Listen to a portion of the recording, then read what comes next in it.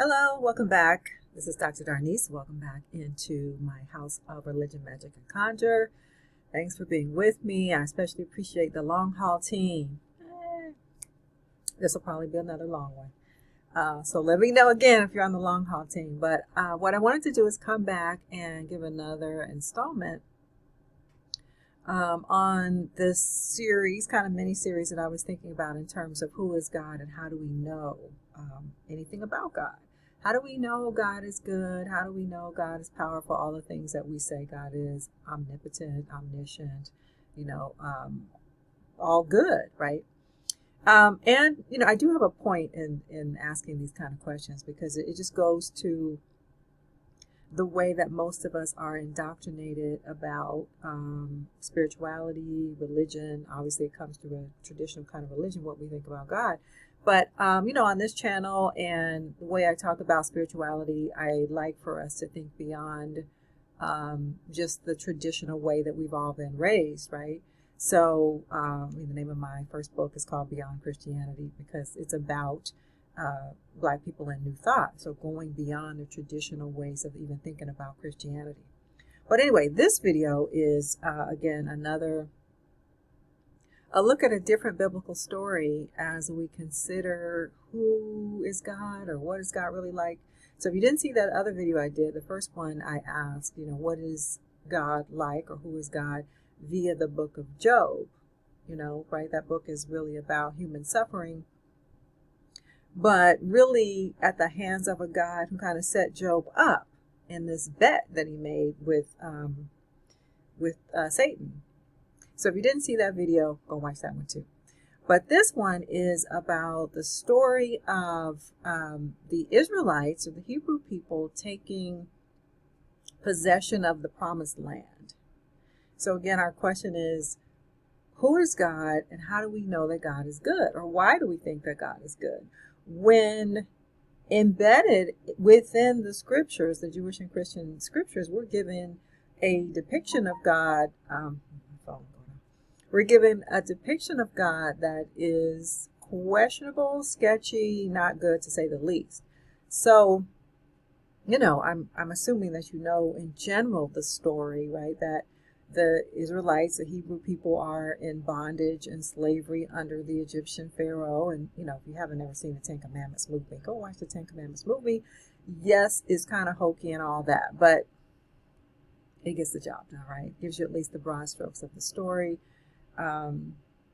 Those of us who are maybe over, 50, over 45, we were, taken to church and given these stories whether we wanted to or not. But in any case, the Hebrew people are in slavery under Egyptian Pharaoh, and then they are, God calls Moses up as a prophet to deliver God's people away from slavery. And so we get this whole story of, Moses parting the Red Sea and the Hebrew people, fleeing from Egyptian bondage under the guidance of God, right? And that seems all great. And, of course, God abhors slavery. And God says to Moses in Exodus, I've heard the cry of my people, right? Like, why is he even raising up Moses as a prophet to do anything? Because God says to Moses, I have heard the cry of my people. And basically, I'm here to help them and to get them out of this bondage. So it all looks great. And then, there is this trial and tribulation, right? The people have in the desert. But then we have this idea of the promised land. Canaan is the promised land, this promised land of milk and honey. Because where are you going to go once you've escaped from slavery? Okay, where are you going to go? Right? So God promises a land that's flowing with milk and honey, which is an abundant land where they can make their home and feel free to live and carry on in freedom. Now, what's wrong with this picture?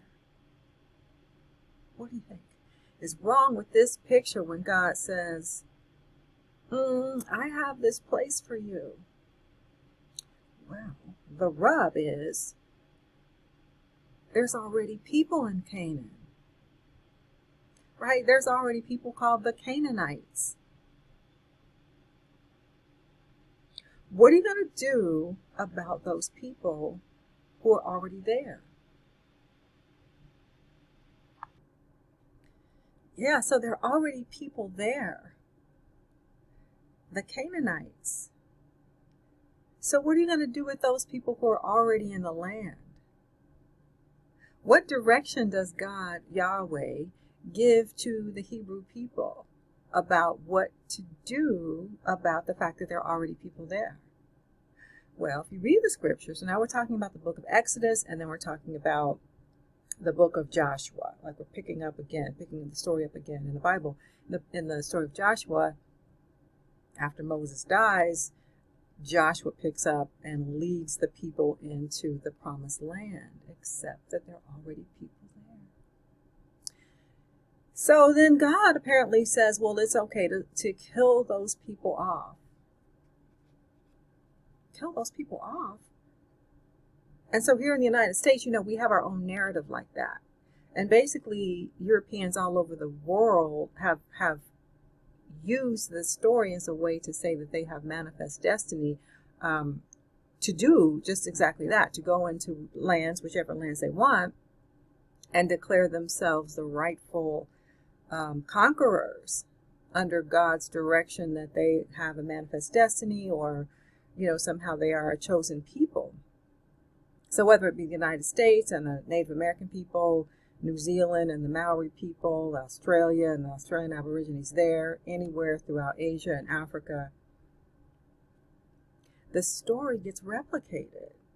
That it is okay if God says to go into a land and kill the native people off. And I was also thinking about this. It might be like, this is very random. How'd you come up with this?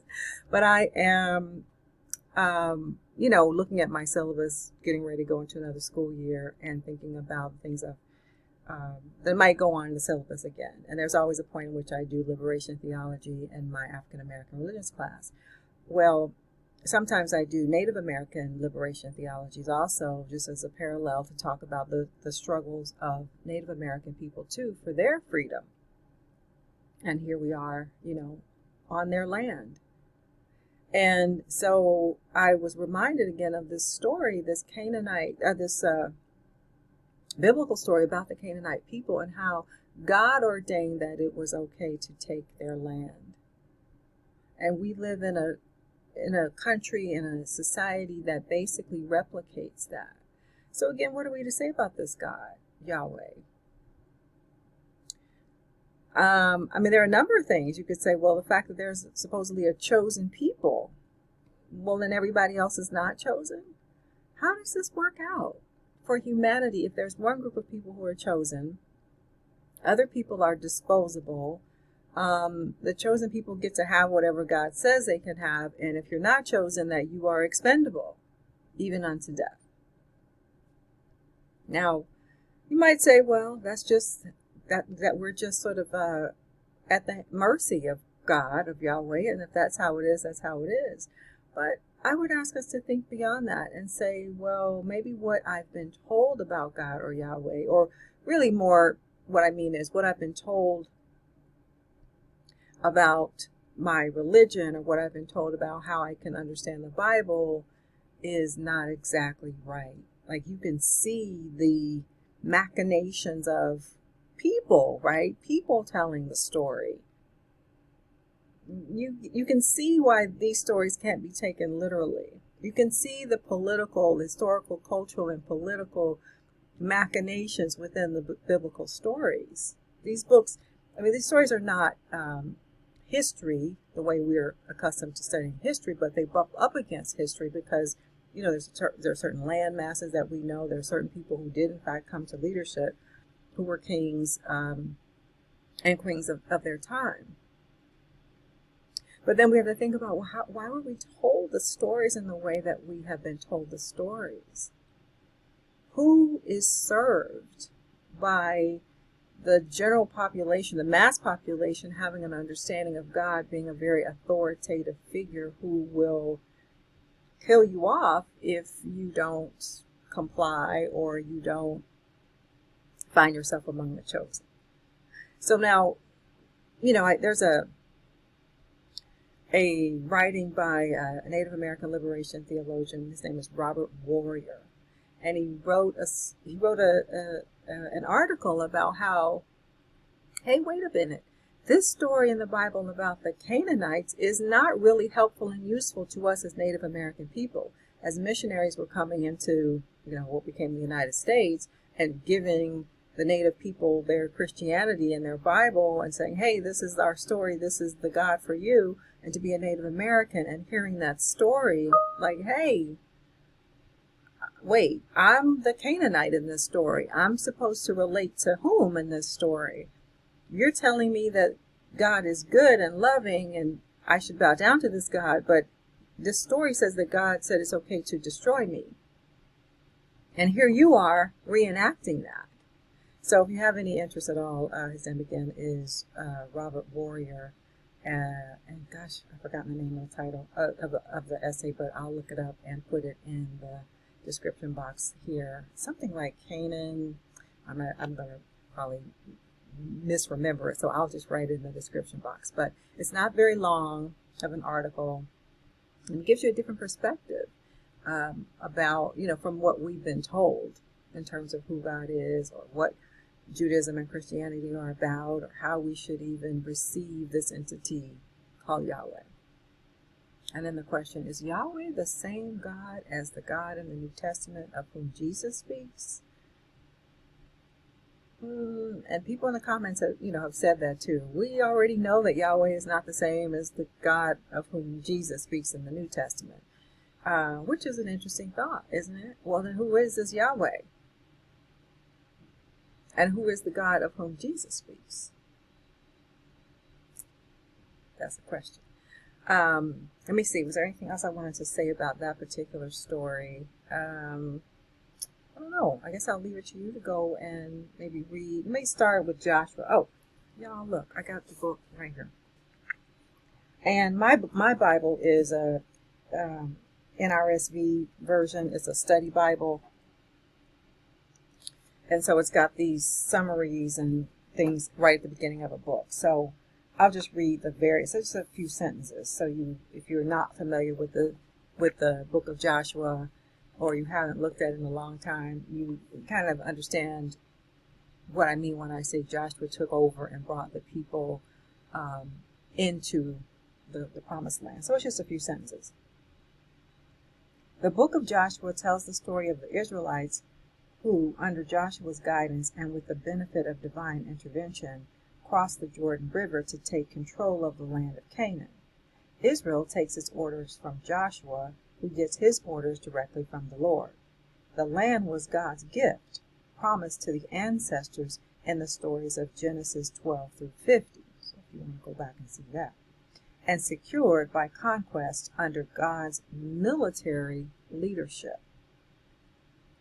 In generations to come, Israel's possession of its land would often be endangered by outside attack or foreign domination, but the book of Joshua sustained its claim on the land given to it by God. God's military leadership? Is God a general? So you can see, once again, the machinations or the hand of people in the telling of these biblical stories. Because how do you have a God who is a military general? These are all human constructs, right? Anyway, I'd love to hear your thoughts, and we'll see if I come back with another version of this as I put my syllabus together, my syllabi for classes. Things just come to me. I'm like, let me share that with my crew. So anyway, I appreciate y'all. Let me know what you think about this. Let me know if you stayed on as a long hauler. I appreciate you. Bye for now.